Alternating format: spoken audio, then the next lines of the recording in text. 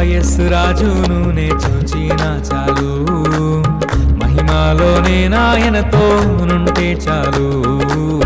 ప్రియా యేసు రాజును నే చూచిన చాలు, మహిమాలోనే నాయనతో నుంటే చాలు.